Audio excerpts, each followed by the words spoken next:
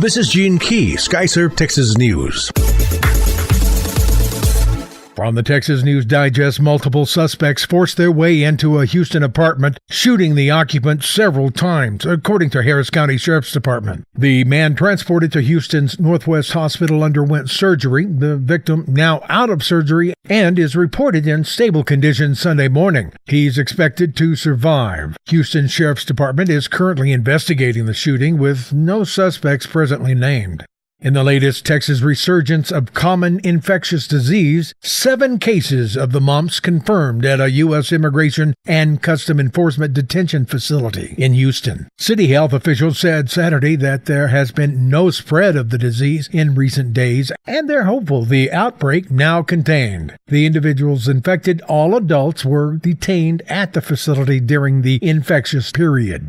From the Southern Baptist Church meets the Catholic Church Accusations. Leaders of the Southern Baptist Convention have declined for more than a decade to create a list of sexual predators from affiliated churches. But the San Antonio Express News and Houston Chronicle assembled one of their own. The newspaper spent nearly a year building a database of church leaders and volunteers who pleaded guilty or convicted of sex crimes in the past 20 years. Most are now in prison or are registered sex offenders. More are from Texas than any other state. The cases tracked by the newspaper affected more than 700 victims over 20 years. Victims of sexual abuse had pleaded for the Southern Baptist Convention to act, saying it was allowing predators to move from church to church. But the SBC in 2008 rejected all proposals to produce such a registry, alleging the organization could not tell its 47,000 member churches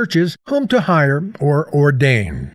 From a peace officer practically loses an ear file. A Denton police sergeant got a part of his ear bitten off during a traffic stop Friday night. According to Denton police, during a traffic stop conducted at 11 a.m. Friday, 45-year-old Christopher Michael Rogers was being investigated for driving while intoxicated. Rogers was not cooperating with the officers and refused to exit his car after being told to do so several times. Officers then attempted to force Rogers out of the car, but he continued to resist. When they were finally able to get Rogers out of the car and onto the ground, he started to bite the sergeant conducting the investigation. The unidentified sergeant sustained injuries to his head and a portion of his ear was bitten off. Rogers was placed in custody and has multiple charges, including resisting arrest and assault on a peace officer.